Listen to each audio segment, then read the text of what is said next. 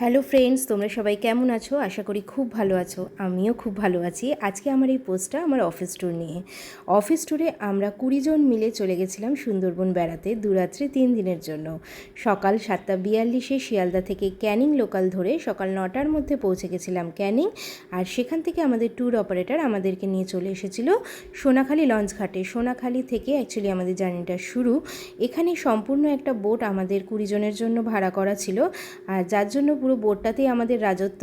আমরাও ভীষণ এক্সাইটেড ছিলাম। আমাদের অনেকেরই এটা সুন্দরবন ফার্স্ট ট্যুর, তো সেই জন্য মানে ভীষণই একটা আলাদা রকম একটা অনুভূতি হচ্ছিল। আর তার সঙ্গে চলছিল প্রচুর জমাটিয়া আড্ডা, খাওয়া দাওয়া, গল্প, ফটো সেশন, সব কিছু মিলেই একটা আলাদাই পরিবেশ সৃষ্টি হয়েছিল। কারণ আমরা সারাদিন অফিসে কাজের ফাঁকে থেকে মানে সেভাবে আমরা একে অপরের সঙ্গে এতটা সময় কাটাতে পারি না, সব সময় কাজেই ব্যস্ত থাকতে হয়। তো যাই হোক, এই ট্যুরে আমরা কি করলাম, মানে কোথায় থাকলাম, কি দেখলাম, সবটাই তোমাদের সঙ্গে শেয়ার করব। বন্ধুরা, সাথে থেকো।